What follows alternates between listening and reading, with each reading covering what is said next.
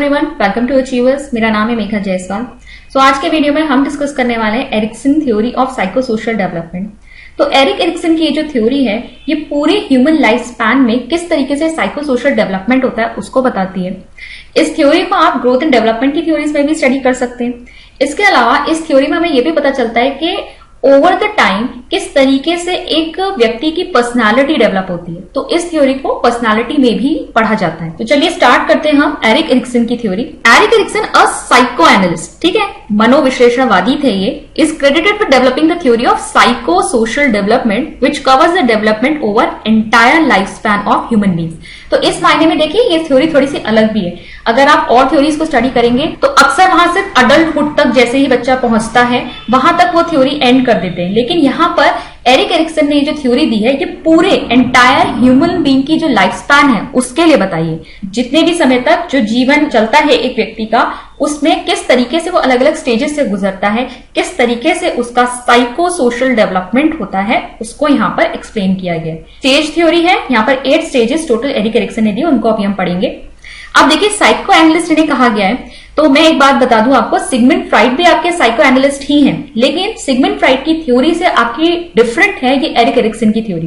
क्योंकि Erik Erikson किसकी बात करते हैं? साइको सोशल डेवलपमेंट की बात करते हैं, मनोसामाजिक विकास की। जबकि फ्राइड की जो थ्योरी थी, जो कि कॉन्ट्रोवर्शियल थ्योरी थी, वो साइको सेक्सुअल डेवलपमेंट की बात करती है। उन्होंने सारी के सारी लिबिडो या जो हमारी लाइफ इंस्टिंक्ट जो है उसको क्या बताया था, वो किस एनर्जी से ड्राइव हो रही है, वो सेक्सुअल एनर्जी से ड्राइव हो रही है। हमारे अंदर जो भी चीजें हम क्यों करते हैं, हम अपनी सेक्सुअल अर्जेस को सेटिस्फाई करने के लिए करते हैं, ठीक है। तो उनका साइको सेक्सुअल डेवलपमेंट है, जबकि एरिक एरिक्सन का जो मॉडल है वो आपका साइको सोशल डेवलपमेंट पर है। तो ये जो थ्योरी है एक्चुअली इसने रिप्लेस किया था फ्राइड की कंट्रोवर्शियल थ्योरी को, जो कि साइको सेक्सुअल डेवलपमेंट पे थी। अब देखिए एरिक एरिक्सन की थ्योरी के बारे में जो इंपॉर्टेंट पॉइंट्स है वो क्या आते हैं कि राइट फ्रॉम बर्थ, जैसे ही बच्चे का जन्म होता है, जो उसका आसपास का सोशल एनवायरनमेंट होता है, ठीक है, उसका जो सामाजिक वातावरण है वो उसके ऊपर कुछ प्रेशर्स डालता है। यानी उसके सामने कुछ द्वंद, कुछ कॉन्फ्लिक्ट्स आते हैं जिनको उसे रिजॉल्व करना होता है। और वो रिजॉल्व कैसे करेगा? जो भी उसके सामने कॉन्फ्लिक्ट्स आ रहे हैं, जो भी प्रेशर्स उसके ऊपर सोशल डेवलपमेंट के दौरान आ रहे हैं, उनको वो रिजॉल्व करता है उनके ऊपर रिएक्ट करके। अब जब रिएक्ट करेगा तो अपने मनोवैज्ञानिक स्तर के अकॉर्डिंग करेगा और अपने सर्कमस्टांसेस के अकॉर्डिंग करेगा। तो जैसा उस व्यक्ति का मनोवैज्ञानिक स्तर होता है, जैसे उसके सर्कमस्टांसेस होते हैं, उसके अकॉर्डिंग वो उन कॉन्फ्लिक्ट्स के ऊपर रिएक्ट करता है और उसके दौरान ही उसका डेवलपमेंट होता है। Through out the life different ages में डिफरेंट तरह के कॉन्फ्लिक्ट्स जो हैं वो एक इंडिविजुअल के सामने आते हैं, और इन कॉन्फ्लिक्ट्स को एरिक एरिक्सन ने क्या कहा है? क्राइसिस, ठीक है। एरिक एरिक्सन ने यहाँ पे क्राइसिस कहा है इसे। क्राइसिस क्या हुआ? An issue that needs to be resolved at a particular stage of life. तो किसी भी लाइफ की एक पर्टिकुलर स्टेज पर, उसकी अवस्था पर एक जो पर्टिकुलर कॉन्फ्लिक्ट या कोई इशू उसके सामने आया है, उसे उसी समय रिजॉल्व करना, उसे सुलझाना जरूरी है, क्योंकि वहीं से वो अपनी एक पॉजिटिव या नेगेटिव ट्रेट को एक्वायर कर सकता है जो आगे भी कैरी फॉरवर्ड होगा, ठीक है। तो हमें ये ध्यान रखना है कि जब हम स्टेजेस के बारे में पढ़ेंगे तो ऐसा नहीं है कि ये स्टेजेस जो है एक दूसरे से बिल्कुल सेपरेट है और सडनली हम जैसे फर्स्ट स्टेज से सेकंड स्टेज में आए तो सडन कोई यहाँ पर चेंज है,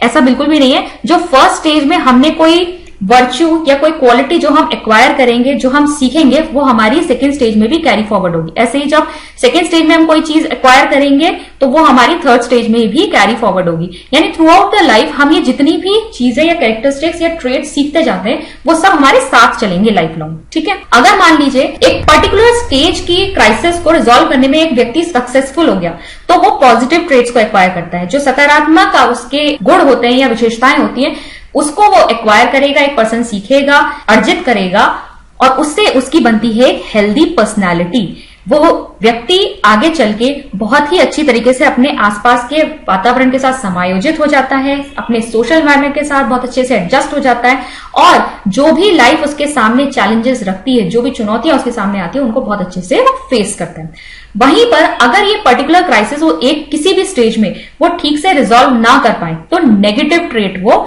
एक्वायर कर लेता है, और नेगेटिव ट्रेट एक्वायर करने से उसकी पर्सनैलिटी कैसी बन जाती है? Troublesome, confused personality, doomed personality, मतलब एक अच्छी पर्सनैलिटी बनके वो नहीं निकलेगा। वो एक अच्छी तरीके से इस समाज में या फिर आप कह सकते हैं आसपास के एनवायरनमेंट के साथ वो एडजस्ट नहीं कर पाएगा। अब देखिए जो हम बिहेवियर ट्रेट्स की बात कर रहे हैं कि पर्टिकुलर क्राइसिस को रिजॉल्व करते वक्त जो भी ट्रेट हम एक्वायर करते हैं, क्योंकि ये बिहेवियर ऑफ ट्रेट्स या फिर आप कह लीजिए मोड्स ऑफ एडजस्टमेंट या जो भी हम मनोवैज्ञानिक स्तर पे इन चीजों से सीख रहे हैं, क्राइसिस को रिजॉल्व करते वक्त सीख रहे हैं, वो किस वजह से आए हैं? जब एक इंडिविजुअल क्या कर रहा है, इंटरैक्ट कर रहा है, एक्टिवली इंटरैक्ट कर रहा है अपने सोशल एनवायरमेंट के साथ, जो भी सामाजिक वातावरण उसके ऊपर प्रेशर डाल रहा है, उसको एक इंडिविजुअल रिजॉल्व कर रहा है, सही ढंग से उसको सुधार रहा है या उसके ऊपर एक्ट कर रहा है, इसी से वो स्पेसिफिक बिहेवियर ट्रेट्स को एक्वायर करता है। और इसीलिए हम इसको क्या कहते हैं, stages of psycho social development. तो एरिक एरिक्सन की ये जो स्टेजेस हैं, इनको क्या कहा जाता है, stages of psycho social development. देखिए ये 8 स्टेजेस हैं, एक एक करके इनके बारे में डिटेल में देखते हैं। ध्यान में आपको क्या रखना है कि टोटल 8 स्टेजेस दी हैं एरिक्सन ने। तो देखिए सबसे पहली स्टेज जो है वो है आपकी इन्फेंसी। सभी में देखिए ईयर भी लिखा हुआ है, कितनी एज से कितनी एज तक आपकी ये जो स्टेज है चलेगी।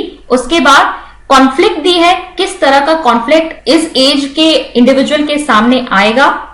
उसके बाद हम देखेंगे कि इस एज में क्या इंपॉर्टेंट इवेंट होता है जिसे एक बच्चे को फेस करना होता है या उसके साथ वो अकर होता है। ठीक है, इंपॉर्टेंट इवेंट कह लीजिए, कोई एक्टिविटी कह लीजिए, हर स्टेज से जुड़ी हुई एक एक्टिविटी होगी। और उसके बाद हम आउटकम देखेंगे कि आउटकम क्या निकल के आएगा। ठीक है, ये सारे पॉजिटिव आउटकम्स है। इसके बाद हम ये भी देखेंगे कि अगर माल एडजस्टेड होता है यानी कि डेवलपमेंट सही से ना हो तो नेगेटिव आउटकम क्या निकल के आता है, उसको भी बाद में देखेंगे। पहले हम इस टेबल को समझ लेते हैं। तो सबसे पहले बात आ रही है इन्फेंसी की। ठीक है, शैशवावस्था, जन्म से लेकर 18 महीने तक ये आपकी स्टेज चलेगी।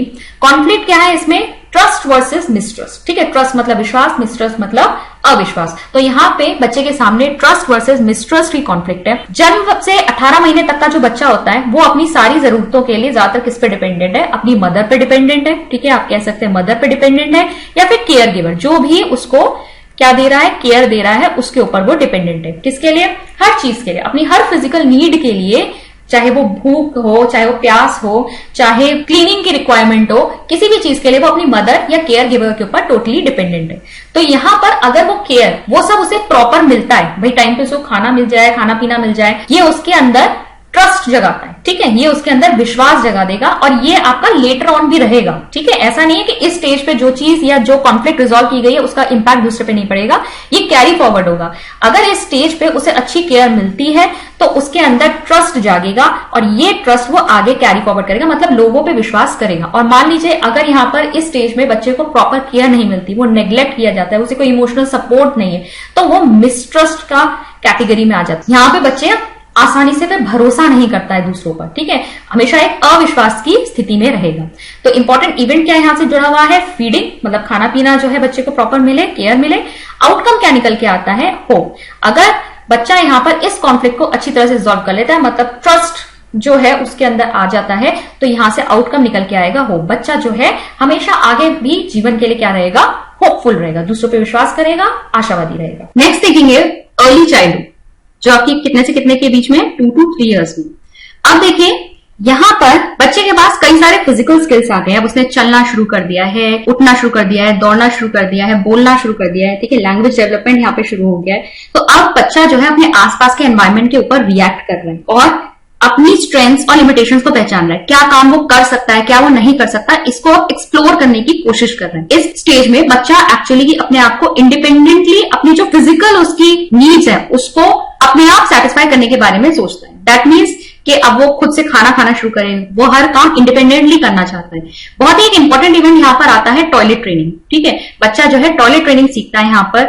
और सिर्फ यही नहीं, इसके अलावा भी और भी बहुत सारे काम जो है बच्चा करना शुरू करता है। अब यहाँ पर पेरेंट्स और गार्जियंस को क्या करना होता है, यहाँ सेफ्टी मेजर्स लेने होते हैं। अब बच्चे को तो इतनी समझ है नहीं, वो कुछ भी कर सकता है। भाई वो दौड़ के, छत है खुली है, अगर वहां रेलिंग्स वगैरह नहीं है तो दौड़ के वो नीचे भी कूद सकता है, क्योंकि उसे नहीं पता है कि क्या चीज गलत है, क्या चीज सही है, किससे उसे चोट पहुंच सकती है। सॉकेट में हाथ डाल देगा। तो यहाँ पर आपको क्या करना है, यहाँ पे सेफ्टी मेजर्स लेने, कहीं भी उसे दौड़ने नहीं देना है, कहीं भी उसे घूमने नहीं देना है। ऐसा नहीं है कि आप उसे हर चीज को टेस्ट करने दें। और दूसरा, वो उल्टे सीधे शब्द ना सीख जाए, ये भी आपको ध्यान में रखना है। लेकिन इसका मतलब ये नहीं है कि आप प्रॉपर फ्रीडम ना दें, आपको उसे रीजनेबल अमाउंट ऑफ फ्रीडम तो देनी ही पड़ेगी ताकि वो अपने काम स्वयं करना सीख सके। अब अगर आप क्या करेंगे, यहाँ हर चीज में उसको रोकेंगे तो उसके अंदर क्या आ जाता है, एक शेम और डाउट का सेंस आ जाता है। ठीक है, वो हर शर्माने लगता है कि क्या मैं कुछ भी काम खुद से नहीं कर सकता। उसे हर बार संदेह होने लगता है कि कोई भी काम जो है मैं खुद कर पाऊंगा या नहीं कर पाऊंगा, ये उसके अंदर आ जाता है। तो यहाँ ऑटोनॉमी तो उसके अंदर आनी ही चाहिए। आपको क्या करना है, बच्चे को एंकरेज करना है चीजों को खुद करने के लिए। ठीक है, इंडिपेंडेंस देनी है, उसको स्वतंत्रता देनी है कि वो कामों को खुद से करना शुरू कर सके, लेकिन आपको सेफ्टी मेजर्स को फॉलो करना है, ठीक है। जहां पर जरूरी है वहां पर आप उसको प्रॉपर गाइडेंस दीजिए, प्रॉपरली उसे सेफ्टी मेजर जो भी आपको लेने हैं वो लीजिए। हालांकि यहाँ पर थोड़ा बहुत सेंस ऑफ शेम और डाउट होना चाहिए। सेंस ऑफ डाउट जब बच्चे के अंदर आ जाता है तो यहाँ पर बच्चा हर चीज पर रिस्क नहीं लेता, यानी कि ऐसा नहीं है वो कुछ भी उठा के करने लग जाएगा। यहाँ अगर थोड़ा सेंस ऑफ डाउट बच्चे के अंदर रहता है तो बच्चा सोचता है कि मुझे ये काम करना है या नहीं करना है। वहीं शेम की भी बात करें तो सेंस ऑफ शेम अब जब बच्चे के अंदर होता है, ये बच्चे के अंदर एक सेंस ऑफ राइट और रॉन्ग डेवलप करता है, क्या काम सही है क्या काम गलत है, ठीक है ना। कुछ काम ऐसे होते हैं हम बच्चों को करने से रोकते हैं कि भाई नहीं ऐसा नहीं करते हैं, ठीक है। तो यहाँ पर जब एक सेंस ऑफ शेम बच्चे के अंदर होगा तो बच्चा जो है गलत और सही की समझ रखेगा। एक एप्रोप्रिएट लेवल ऑफ डाउट और शेम जरूर होना चाहिए, लेकिन आपको बच्चे को इंडिपेंडेंटली काम करने से रोकना नहीं है, तभी उसके अंदर ऑटोनॉमी आ पाएगी। तो इवेंट है यहाँ पर टॉयलेट ट्रेनिंग, और आउटकम यहाँ से क्या निकल के आता है, विल, इच्छा शक्ति, खुद काम करने की इच्छा शक्ति बच्चे के अंदर यहाँ से आती है कि वो अपनी मर्जी से इंडिपेंडेंटली काम कर सके। नेक्स्ट हम जाएंगे थर्ड स्टेज पर, जो है आपकी प्री स्कूल। प्री स्कूल आपकी कौन सी एज से कौन सी एज तक लाई करेगी, 3 to 5 ईयर्स, ठीक है। तो 3 to 5 ईयर्स तक ये लाई करेगी।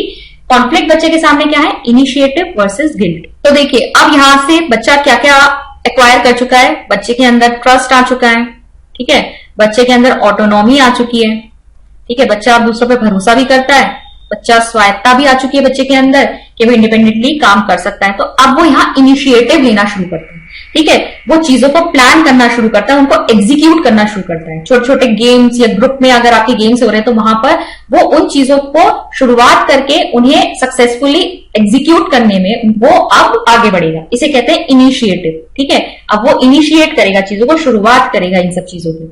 अब देखो यहां पर डिपेंड करेगा कि उसे रिएक्शन कैसा मिल रहा है। अगर मान लीजिए आप उसे एंकरेज कर रहे हैं, आप यानी कि जो बड़े हैं, पेरेंट्स हैं या गार्जियंस हैं, अगर वो बच्चे को प्रॉपरली एंकरेज करते हैं, ठीक है, उसे प्रोत्साहित करते हैं इनिशिएटिव लेने के लिए और चीजों को एग्जीक्यूट करने के लिए, तब तो बच्चा जो है इस एबिलिटी को जीवन में भी आगे लेके जाता है। मतलब जीवन में आगे भी कभी भी उसे कोई चीज प्लान करनी होगी, कोई चीज एग्जीक्यूट करनी होगी, किसी नई चीज की शुरुआत करनी होगी तो बच्चा घबराएगा नहीं। और वहीं अगर आप उसको डांटेंगे, उसे धुतकारेंगे, अगर वो कहीं फेल हो गया तो आप उसे पनिशमेंट देंगे, तो यहाँ पे बच्चे के लिए हमेशा से गिल्ट आ जाता है, ठीक है, गिल्ट आ जाएगा, उसके अंदर एक ग्लानि आ जाएगी कि मैं कुछ नहीं कर सकता, ठीक है, मैं किसी काम का नहीं हूं, ये आ जाता है बच्चे के अंदर। तो यहां पर आपको क्या करना है, आपको बच्चे को एंकरेज करना है। अच्छा, अब आप ये कह सकते हैं कि अगर आप एंकरेज कर रहे हैं लेकिन उसके बाद भी बच्चे ने अगर फेलियर जो है वो देखा तो उससे भी तो बच्चे के अंदर गिल्ट आ सकता है कि मैंने जो प्लान किया था वो सक्सेसफुल नहीं रहा। तो देखिए वो गिल्ट है, लेकिन वो गिल्ट एक अलग तरह का गिल्ट है जहां पर बच्चा जो है अपनी गलतियों से सीख सकता है, ठीक है। उसने जो प्लानिंग की, उसको एग्जीक्यूट किया, उसमें वो फेल हो गया, कुछ कमी रही होगी, राइट टाइम पे डिसीजन नहीं लिया, तो वहां वो अपनी गलतियों से सीखेगा।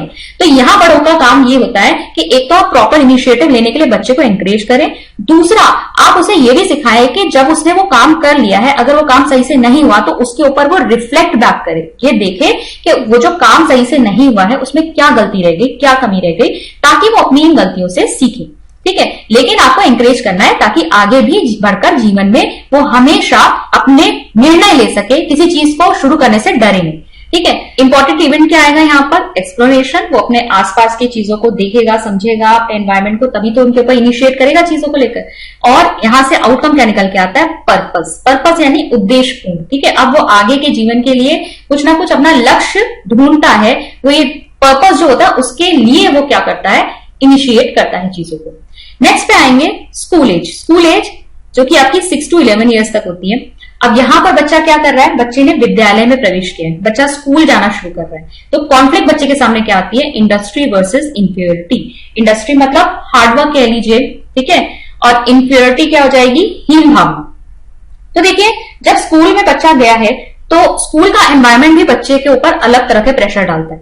वहां एक्सपेक्टेशन है किसको, टीचर्स को, कि बच्चा अच्छा करके दिखाएगा। इसके अलावा पेरेंट्स भी जो है वो बच्चों से एक्सपेक्ट करते हैं कि बच्चा जो है पढ़ाई में अच्छा करके दिखाए। साथ ही साथ थोड़ी कॉम्पिटिटिव भावना भी आती है कि क्योंकि आपको आपका जो पीयर ग्रुप है उसके साथ भी आपको कॉम्पीट करना है, तो वहां भी एक बच्चे के अंदर क्या आता है, हार्डवर्क करने की इच्छा जगती है, ठीक है। तो अब अगर बच्चा जो है इस हार्डवर्क में बहुत अच्छा कर रहा है, मतलब उसे काफी अचीवमेंट मिल रहा है, वो अच्छा करके दिखा रहा है और प्रेज मिल रही है उसे काफी, तो यहाँ पे बच्चे को एक सेंस ऑफ इंडस्ट्री और सेंस ऑफ अचीवमेंट आ जाता है। दैट मीन्स वो आगे भी जीवन में खूब हार्डवर्क करता है कि भाई हमेशा हार्डवर्क के लिए मुझे सराहा जाता है, ठीक है, मुझे प्रोत्साहित किया जाता है, मुझे सराहा जाता है, मुझे प्रेज मिलती है, तो वो हार्डवर्क आगे भी करता रहता है, ठीक है। और जो उपलब्धि उसे मिलती है वो भी उसे एक अलग तरह का सेटिस्फेक्शन देती है। वहीं अगर बच्चा हार्डवर्क ठीक से नहीं कर पाएगा या बच्चा जो है ठीक से परफॉर्म नहीं कर पाएगा, मान लीजिए वो कोशिश कर रहा है लेकिन वो ठीक से परफॉर्म नहीं कर पा रहा है, आसपास अपने जो पीयर ग्रुप है उसके साथ भी मैच नहीं कर पा रहा है, तो एक सेंस ऑफ इनफ्eriority बच्चे के अंदर आ जाती है, एक हीन भावना बच्चे के अंदर घर कर जाती है कि मैं औरों की तरह कॉम्पिटेंट नहीं हूं, ठीक है। उसके अंदर ये चीज आ जाती है, उसको ये एहसास होता है कि मैं अपने पेरेंट्स की, अपने टीचर्स की एक्सपेक्टेशंस पे खरा नहीं उतर रहा हूं, और एक सेंस ऑफ इनफ्eriority उसके सामने आ जाती है क्योंकि सब लोग उसे क्या नीची दृष्टि से देखते हैं। तो देखिए यहाँ पर इंपॉर्टेंट इवेंट क्या है, बच्चे का स्कूल जाना, और आउटकम क्या निकल के आएगा, आउटकम कॉन्फिडेंस नहीं कॉम्पिटेंस निकल के आएगा, ठीक है, कॉम्पिटेंस। बच्चा जो है अपनी क्षमताओं को पहचानता है और आगे भी जीवन में हार्डवर्क कंटिन्यू करता है। नेक्स्ट आएंगे हम एडोलेसेंस स्टेज, ठीक है, आपकी 5th स्टेज है ये, 1 2 3 4 और अब आपकी 5th स्टेज आ गई है एडोलेसेंस, 12 to 18 ईयर्स। क्या क्राइसिस या कॉन्फ्लिक्ट बच्चे के सामने आ रहा है, आइडेंटिटी वर्सेस रोल कंफ्यूजन। अच्छा, ये जो एडोलेसेंस एज है, किशोरावस्था, इसमें जो कॉन्फ्लिक्ट आ रहा है इसको आप क्या बोलते हैं, आइडेंटिटी क्राइसिस, ठीक है। कई बार ये क्वेश्चन पूछा जाता है कि आइडेंटिटी क्राइसिस का कॉन्सेप्ट किसने दिया है, तो आइडेंटिटी क्राइसिस का कॉन्सेप्ट आपका एरिक एरिक्सन ने दिया है। तो एडोलेसेंस स्टेज में बच्चों को क्या होता है, आइडेंटिटी क्राइसिस। बच्चे के अंदर क्या क्या वर्च्यूज आ चुके हैं, देखिए उसके पास, उसके अंदर ट्रस्ट है, ऑटोनॉमी है, अब वो इनिशिएट करता है चीजों को, इंडस्ट्रियस है। अब नेक्स्ट जो है एडोलेसेंस स्टेज में बच्चों के अंदर हो रहे हैं बहुत सारे चेंजेस, ठीक है, फिजिकल चेंजेस हो रहे हैं, मेंटल चेंजेस हो रहे हैं। हम जानते हैं कि किशोरावस्था में क्या क्या परिवर्तन होते हैं, तो यहाँ पे बच्चा ना क्वेश्चन करना शुरू कर देता है। अब वो ये सोचता है कि मैं क्या हूं, मैं क्या बनता जा रहा हूं, मैं अभी तक मैंने जो चीजें एक्वायर की थी वो अपनी आइडेंटिटी को फिर से खोजने की कोशिश कर रहा होता है, क्योंकि इतने सारे चेंजेस हो रहे हैं तो वो कंफ्यूज हो रहा है, ठीक है। यहाँ पर फिर आप देखते हैं कि बच्चों के सामने यहाँ बहुत बड़ी एक समस्या ये होती है कि ना वो बच्चों में होते हैं ना बड़ों में होते हैं। कई बार बड़े जो है वो उनको धुतकार देते हैं कि तुम बच्चों में जाकर बैठो, बच्चों के अकॉर्डिंग वो होते नहीं है, उनकी जो शारीरिक बनावट है, उनकी जो मानसिक स्तर है वो कहीं ना कहीं बच्चों से थोड़ा ऊपर आ गया है। तो ये जो चेंजेस हो रहे हैं इसकी वजह से वो किसी भी कैटेगरी में नहीं आ रहे, इसी से डेवलप हो जाता है आइडेंटिटी क्राइसिस। तो यहां पर क्या है, अगर बच्चा सही तरीके से अपनी आइडेंटिटी को पहचान गया, ठीक है, कैसे पहचानेगा, वो एक्सपेरिमेंट करेगा, वो एक्सपेरिमेंट करेगा अपने ऑक्यूपेशनल रोल्स, अपने एजुकेशनल रोल्स, शिक्षा के क्षेत्र में आगे उसे क्या करना है, उसे किस क्षेत्र में जाना है, अपने जो सेक्सुअल रोल्स हैं उनको समझने की वो कोशिश करता है। तो इन सब चीजों को समझते हुए अगर वो अपनी आइडेंटिटी को ठीक से पहचान जाता है तब तो उसके अंदर एक सेंस ऑफ अचीवमेंट आएगा कि मैंने अब खुद को पहचान लिया है। फिर वो आगे डिसीजन अच्छी तरीके से ले सकता है अपने ऑक्यूपेशन के बारे में, भाई मुझे आगे किस फील्ड में जाना है, अपनी एजुकेशन से रिलेटेड डिसीजन, अपने आसपास के लोगों के साथ वो अच्छी तरह से एडजस्ट हो सकता है। भाई हम एडजस्ट तो तभी हो पाते हैं ना जब हम खुद को पहचानते हैं। हम उन्हीं लोगों के साथ ज्यादा उठना बैठना करते हैं जिनके साथ हम आइडेंटिफाई कर पाते हैं, हमें ऐसा लगता है कि ये हमारे ही ग्रुप के हैं, हम इनके जैसे हैं। अगर अपनी आइडेंटिटी को एक व्यक्ति समझ लेगा तो वो आसपास अपने लोगों के साथ एडजस्ट हो पाएगा, ठीक है, सिमिलर जो उसे अपने आप से मिलते जुलते लग रहे हैं वो उनके साथ मिलके एडजस्ट कर पाएगा सोशल एनवायरनमेंट पे। अदरवाइज क्या होता है, अगर ये आइडेंटिटी सही से व्यक्ति नहीं ढूंढ पाता तो रोल कंफ्यूजन आ जाएगा। रोल कंफ्यूजन में क्या है, आप प्रॉपरली डिसीजन नहीं ले पाओगे, अपने ऑक्यूपेशन को लेकर, अपनी एजुकेशन को लेकर सही तरह के दोस्त नहीं बना पाते, ठीक है, सोशली अच्छी तरीके से एडजस्ट नहीं हो पाते। तो ये सब आपके रोल कंफ्यूजन के नतीजे। इंपॉर्टेंट इवेंट क्या बनेगा, भाई आइडेंटिटी को अगर पहचान गए तो अच्छे सोशल रिलेशनशिप बनेंगे, अगर नहीं पहचान पाए तो सोशल रिलेशनशिप बनाने में आपको दिक्कत आएगी। भाई रोल कंफ्यूजन, आप खुद को ही नहीं पहचान पा रहे हो, आप समाज के साथ किस तरीके से एडजस्ट करोगे। और आउटकम क्या निकल के आता है, फिडेलिटी निकल के आती है, ठीक है, निष्ठा, विश्वासता या फिर वफादारी आप कह लीजिए। फिर आता है आपका यंग अडल्टहुड। वैसे अगर अब आप सीटेट वगैरह के पर्सपेक्टिव से देखेंगे तो आपकी स्टेज 5 तक ही जो है वो इंपॉर्टेंट है, क्योंकि यहाँ एडोलेसेंट एज तक की बात की गई है। इसके बाद आपका अडल्टहुड की बात शुरू हो जाती है, बट फिर भी हम थ्योरी में कवर करेंगे सारे स्टेजेस को। तो हम यहाँ समझ लेते हैं कि यंग अडल्टहुड जो आपकी 19 से 40 ईयर्स तक है, इसमें क्या कॉन्फ्लिक्ट आ रहा है, इंटीमेसी वर्सेस आइसोलेशन। देखिए यंग अडल्टहुड में क्या है, 19 to 40 ईयर्स, इस बीच जो है लोगों के क्लोज रिलेशनशिप्स बनते हैं, ठीक है, शादियां होती हैं, ठीक है, लव अफेयर्स में डल्ज होते हैं, और हम सिर्फ इसे इसी से नहीं जोड़ के देखेंगे, क्लोज रिलेशनशिप आपके फैमिली के साथ भी होते हैं, उसको भी जोड़ा जाएगा। ठीक है, इंटीमेसी क्या होती है? जब आप अपनी आइडेंटिटी को दूसरे की आइडेंटिटी के साथ मर्ज कर देते हो, आप दोनों को एक ही समझ रहे हो, वो है इंटीमेसी। ठीक है, यहाँ बेसिकली बात हो रही है क्लोज रिलेशनशिप्स की, जो कि हमें हस्बैंड वाइफ के केस में सबसे ज्यादा देखने को मिलेगी, लेकिन आपके फैमिली मेंबर्स के साथ भी आपके क्लोज रिलेशनशिप्स होते हैं। बेसिकली हम ऐसे रिलेशनशिप्स की बात कर रहे हैं जहां पर आप दूसरे को खुश रखने के लिए आप खुद भी दुख सहने के लिए तैयार हो। ठीक है, आप सैक्रिफाइसेस करते हो। ठीक है, फैमिली के लिए करते हैं ना हम सैक्रिफाइसेस, क्यों? क्योंकि हम बहुत क्लोजली रिलेटेड हैं अपनी फैमिली से, बहुत ज्यादा प्यार करते हैं हम अपनी फैमिली से। ये भी आपके क्या हुए? Close relationship. तो क्लोज रिलेशनशिप बनते हैं आपके इसमें, और इस पर असर पड़ता है आपके एडोलेसेंस एज का भी। अगर वहां पे आपने आइडेंटिटी को सही से पहचान लिया, ये फिडेलिटी की जो आपके अंदर है, ये निष्ठा या वफादारी, ये वाली क्वालिटी आपके अंदर आ जाती है, तो ये आपको आगे इस वाली स्टेज में क्लोज रिलेशनशिप बनाने में भी हेल्प करती है। ठीक है, तो ये है आपका इंटीमेसी। और आइसोलेशन क्या होगा? अगर आपको पिछले वाली स्टेज में रोल कंफ्यूजन है, आप ठीक से लोगों के साथ एडजस्ट नहीं हो पा रहे हो, रिलेशनशिप्स नहीं बना पा रहे हो, तो आप एकांत में रहना पसंद करते हो, आइसोलेट रहना पसंद करोगे। आपको पसंद ही नहीं आएगा कि आप किसी और के साथ अपनी लाइफ को शेयर भी करो। ठीक है, ऐसा अक्सर होता है जब रिलेशनशिप टूटते हैं। ठीक है, तो अक्सर क्या होता है, लोग अपने आप को बिल्कुल आइसोलेट कर लेते हैं क्योंकि उन्हें दुख पहुंचता है वहां पर, तो वो क्लोज रिलेशनशिप नहीं बना पाए, इसकी वजह से वो अकेले रह जाते हैं। तो यहाँ आइसोलेशन की स्थिति होती है। हालांकि कुछ डिग्री का जो आइसोलेशन है वो एक व्यक्ति की अपनी सेल्फ की पर्सनालिटी को डेवलप करने के लिए जरूरी होता है, लेकिन ये एक हद से आगे नहीं बढ़ना चाहिए। अदरवाइज आप किसी के साथ भी फ्री फील नहीं करोगे, क्लोज रिलेशनशिप नहीं बनाओगे, आप बिल्कुल ही अकेले रह जाओगे। ये एक बहुत माइन्यूट डिग्री तक जरूरी है, लेकिन अदरवाइज आपके रिलेशनशिप अच्छे होने चाहिए, तभी आप सोशली अच्छे से एडजस्ट कर पाओगे। ठीक है, तो इंपॉर्टेंट इवेंट क्या आ रहा है यहाँ से? रिलेशनशिप, और क्या आउटकम निकल के आता है? लव। ठीक है, प्रेम, स्नेह। नेक्स्ट आते हैं मिडिल अडल्टहुड, 7th स्टेज है आपकी, 40 to 65 ईयर्स तक है ये। Generativity versus stagnation. जनरेटिविटी क्या हुई? जहां पर आपको अपनी जनरेटिविटी की नीड को सेटिस्फाई करना है। क्या है ये? आपकी इच्छा है कि आप जो नेक्स्ट जनरेशन है उसको प्रॉपर गाइडेंस दें। ठीक है, उसे प्रॉपर केयर दें। ये आप कैसे करते हैं? आप जब अपने बच्चों की देखभाल कर रहे हैं, ठीक है, आप अपने बच्चों की देखभाल कर रहे हैं, उनकी केयर कर रहे हैं, उन्हें प्रॉपर टाइम पे उनकी नर्चरिंग कर रहे हैं, उनको फूड और जो भी उनकी बेसिक रिक्वायरमेंट्स है वो उन्हें प्रोवाइड कर रहे हैं, उन्हें सही सीख दे रहे हैं। इसके अलावा भी हमने देखा होगा इस एज के जो लोग होते हैं वो अपने से कम एज वालों को हमेशा एडवाइस देते हैं। ठीक है, हमेशा उनको क्या देंगे? सही गाइडेंस प्रोवाइड करेंगे। तो ये जनरेटिविटी का ही आपका आउटकम निकल के आ रहा है, जहां पर आप अगली जो नेक्स्ट जो यंग जनरेशन है उसको आप क्या करना चाहते हो? प्रॉपर गाइडेंस देना चाहते हो। यह है जनरेटिविटी। जबकि इसके उलट अगर हम स्टैग्नेशन को देखें, स्टैग्नेशन का मतलब यहाँ पर जो व्यक्ति है वो ईगोइस्टिक हो गया है। ठीक है, वो सेल्फिश हो गया है, वो सिर्फ अपने बारे में सोच रहा है। उसे नहीं पड़ी कि मैं आगे की जनरेशन को भी सुधारूं या अपने बच्चों को भी बहुत ज्यादा देखूं। हालांकि कभी कभी लोग रुकते हैं इस तरीके से, भाई काम कर करके 65 ईयर्स तक लोग थक चुके हैं, वो कहीं ना कहीं रुकना चाहते हैं, वो सिर्फ अपने बारे में रुककर सोचना चाहते हैं, वो सोचते हैं मैंने बहुत देख लिया। लेकिन ये भी आपका एक लिमिट तक ही होना चाहिए, अदरवाइज आपके अंदर एक वो कैरेक्टरिस्टिक आ जाती है जब आप सिर्फ अपने ही बारे में सोचते हो, सिर्फ सेल्फिश मोटिव रह जाता है। कुछ बुजुर्ग हमने ऐसे भी देखे होंगे ना, उन्हें आप कुछ भी कहो तो उन्हें पसंद नहीं आता है, हमेशा चिढ़कर ही जवाब देते हैं। ठीक है, तो वो स्टैग्नेशन वाली स्थिति है। कहीं ना कहीं वो इन्वॉल्व ही नहीं होना चाहते, वो किसी से कुछ सुनना भी नहीं चाहते, हर चीज में चिढ़ जाते हैं, वो स्टैग्नेशन वाली स्थिति है। ये बहुत ज्यादा एक्सेस में नहीं होना चाहिए। ठीक है, आप बहुत समय से काम कर रहे हैं, रुके, आपने अपने काम के ऊपर रिफ्लेक्ट बैक किया, आपने चीजों को समझा, लेकिन फिर इस स्टैग्नेशन के पीरियड में भी, क्योंकि आप अपने नॉर्मल वर्क जो आपके चलते आ रहे थे, बहुत समय से लोग जॉब में थे, इसके बाद आप रुक कर, आप कुछ देर रुक कर कुछ करना चाहते हैं, इस समय में आप क्या कर सकते हो? आप कुछ ऐसा कर सकते हो जहां जो फ्यूचर जनरेशन के लिए भी यूजफुल हो। ठीक है, तो यहां पर एक थोड़ा सा बैलेंस बनाने वाली बात होती है कि ठीक है, अब आपके रुकने का समय जरूर है, लेकिन उसको भी आप प्रोडक्टिवली यूज करो और यंग जनरेशन के वो काम आए, वो ज्यादा बेटर रहेगा। ठीक है, तो यहां पर इंपॉर्टेंट इवेंट्स क्या आते हैं आपके? वर्क एंड पेरेंटहुड, काम करते हैं लोग, ठीक है, और अपने बच्चों की परवरिश करते हैं, और आउटकम यहां से क्या निकल के आता है? केयर, ध्यान रखना, देखभाल करना। और लास्ट स्टेज जो आपकी आती है वो है मैच्योरिटी, जो कि 65 ईयर्स से लेकर डेथ तक चलती है। ठीक है, मृत्यु तक।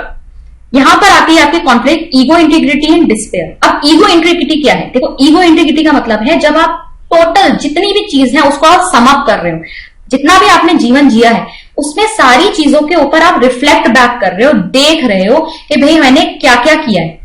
अगर मान लीजिए आपने हर स्टेज पे, ठीक है, हर स्टेज पे जो देखिए आपके सामने ये जो कॉन्फ्लिक्ट्स आ रही थी उन सबको बहुत अच्छे से रिजॉल्व किया है, तो आपके अंदर एक सेंस ऑफ सेटिस्फेक्शन होता है। जो आपकी ईगो इंटीग्रिटी होती है वो पीस में होती है, शांत होते हो आप, ठीक है। आपको लगता है कि मैंने अपने जीवन में सब कुछ बहुत अच्छा किया है। हर जो आपकी जो 7 स्टेजेस थी उनके सामने, आपके सामने जितने भी क्राइसिस थे उनको बहुत सही तरीके से रिजॉल्व किया है। तो ये आपको क्या देता है, सेटिस्फेक्शन देता है, आपके ईगो इंटीग्रिटी को एक पीसफुल सेंस देता है। ऐसे व्यक्ति अपने मृत्यु के लिए भयभीत नहीं होते, ठीक है। उन्हें लगता है कि मैंने अपना जितना भी जीवन जिया है बहुत अच्छे से जिया और बचा हुआ समय भी मैं अच्छे से काट लूंगा। जबकि इसके उलट अगर व्यक्ति जो है वो पीछे मुड़ के देखे और उसे ये नजर आए कि भाई मैं कुछ स्टेजेस पे तो अपने आप को ठीक से जो है इन चीजों को नहीं संभाल पाया, या उसकी नेगेटिव एस्पेक्ट्स को ज्यादा एक्वायर किया है, या इन क्राइसिस को सही से रिजॉल्व नहीं कर पाया, कि अपने पास समय भी नहीं बचा है, मेरी कंडीशन ऐसी नहीं है कि मैं जाकर इन चीजों को सुधार सकूं।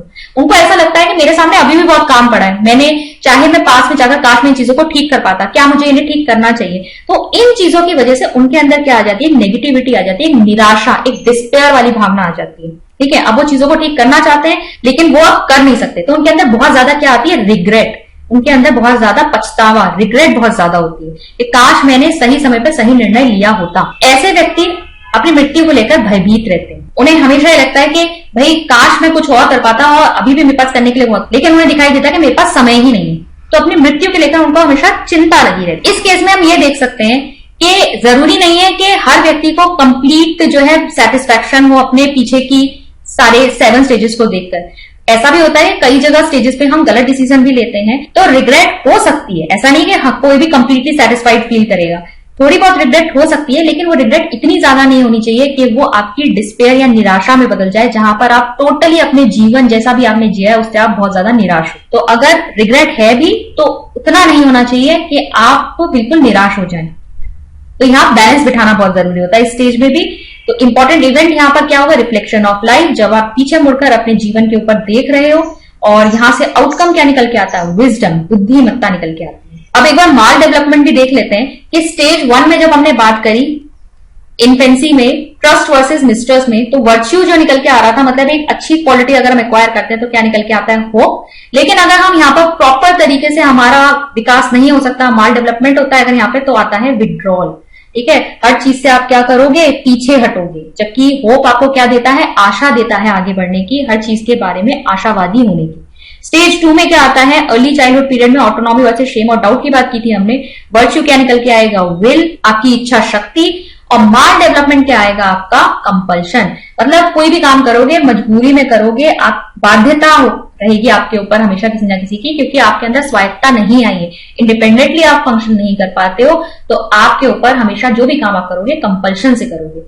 स्टेज 3 में अगर हम देखेंगे तो यहाँ पर क्या था आपका, इनिशिएटिव वर्सेस गिल्ट। तो अगर यहाँ पे प्रॉपर इनिशिएट करने दिया जाए चीजों को तो पर्पस आता है, ठीक है, अपने जीवन के उद्देश्य पता चलते हैं लोगों को। माल डेवलपमेंट हो जाएगा तो इनहिबिशन, अवरोध, हमेशा डिसीजन लेने से डरोगे, कुछ भी शुरू करने से डरोगे, ठीक है, कुछ ना कुछ रुकावट, कुछ अवरोध रहेगा आपके सामने। फिर है 4th stage, industry versus inferiority. Virtue क्या आता है यहाँ से, कॉम्पिटेंस, क्षमताओं को पहचान लेते हो आप। और अगर मान लीजिए आप फेल होते हो तो यहां से आ जाती है पैसिविटी, यानी कि निष्क्रियता।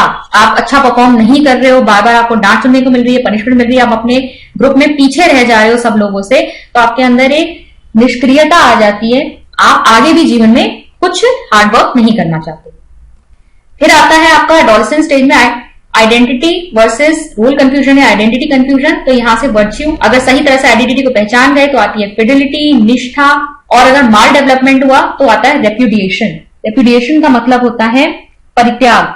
आप इतने कंफ्यूज हो चुके हो कि आपको समझ ही नहीं आता मैं कहां बिलोंग करता हूं, क्या हूं, अपने आप को ही नहीं समझ पाते हो। फिर है स्टेज 6 में वर्च्यू आपका लव निकल के आता है, ठीक है, प्रेम, स्नेह। और माल डेवलपमेंट होगा तो डिस्टेंसिएशन, इसका मतलब होता है विलगन। सही वर्च्यू अगर लव आपने एक्वायर किया तो आप क्लोज रिलेशनशिप बना पाओगे, माल डेवलपमेंट हुआ तो आप लोगों से अलग अलग रहना पसंद करोगे।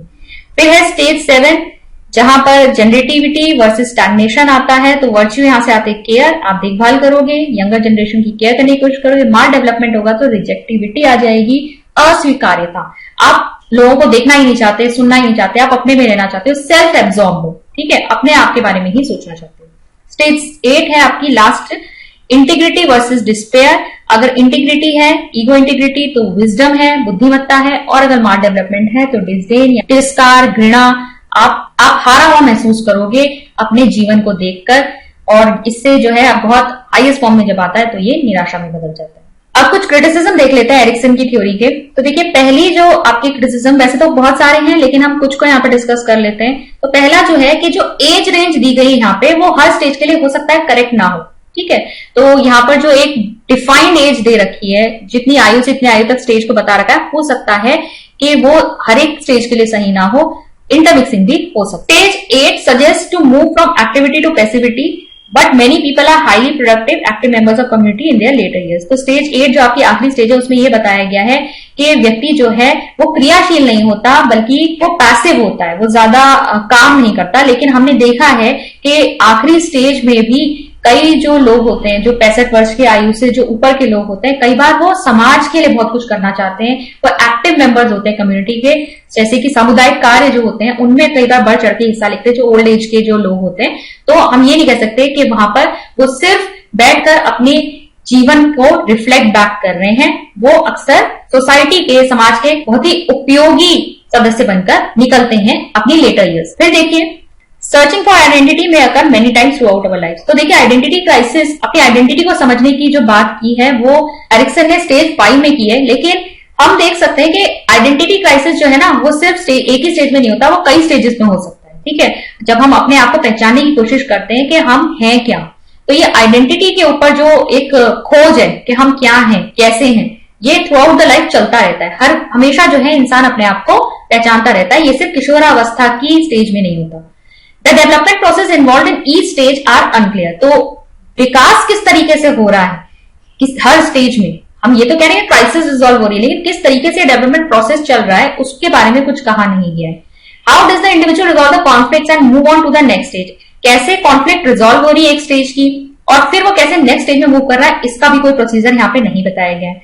How do we truly define success. इसके अलावा हर स्टेज पे क्या कर रहे हो, जब आप एक क्राइसिस को रिजॉल्व कर रहे हो आप सक्सेस अचीव कर रहे हो, लेकिन किसके लिए सक्सेस क्या है ये आप कैसे बताओगे। हर एक इंडिविजुअल डिफरेंट होता है और हर एक के लिए जो सेंस ऑफ सक्सेस है वो भी डिफरेंट होता है। तो आप कैसे बता सकते हो कि आप सही में डिफाइन कर पाओगे कि सक्सेस या सफलता क्या है किसी व्यक्ति के लिए। अब देखिए, एजुकेशन में इसके क्या इम्प्लीकेशंस है इस थ्योरी के। तो सबसे पहले तो हम बात करेंगे कि बच्चों को जिस केयर की जरूरत होती है, ठीक है, वो केयर हमें अच्छे से प्रोवाइड करनी है अर्ली स्टेजेस में।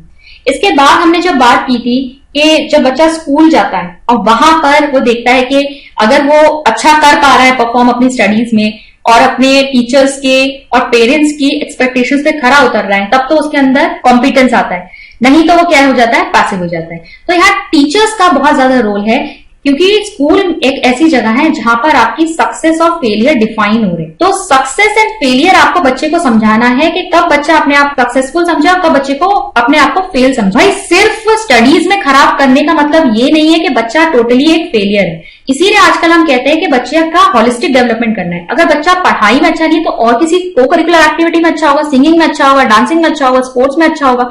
तो बच्चे का मॉरल नहीं गिरने देना है, उसका जो हार्डवर्क करने का या अपनी क्षमताओं को पहचानने का जो एक नजरिया है वो आपको सही बना के रखे। फिर तीसरी चीज है, जब आइडेंटिटी क्राइसिस की बात आती है, जहां बच्चे समझ नहीं पाते, एडोलेसेंस स्पेशली, कि हम बच्चों में है या बड़ों में है, वहां भी टीचर्स का बहुत रोल है। वहां आप बच्चे को प्रॉपर रिस्पॉन्सिबिलिटीज दीजिए, और जो एडोलेसेंट एज के बच्चे होते हैं उनको आप रिकॉग्नाइज करिए, ठीक है, उनको कुछ भी मत समझिए। आपको उनके एडोलेसेंट जो एज है उसको आपको महत्व देना पड़ेगा, आपको बच्चे को हेल्प करनी पड़ेगी अपनी आइडेंटिटी को पहचानने में, ताकि वो आगे चल के सही डिसीजन ले सके व्यवसाय के बारे में, अपनी एजुकेशन के विषय में, किस तरीके से उसे एडजस्ट करना है उसके विषय में। तो इन सब चीजों में हमें क्या करना है, बच्चों की हेल्प करनी। तो आई होप आज की थ्योरी आपको क्लियर हुई होगी। मैं मिलती हूँ आपसे नेक्स्ट वीडियो में। Thank you.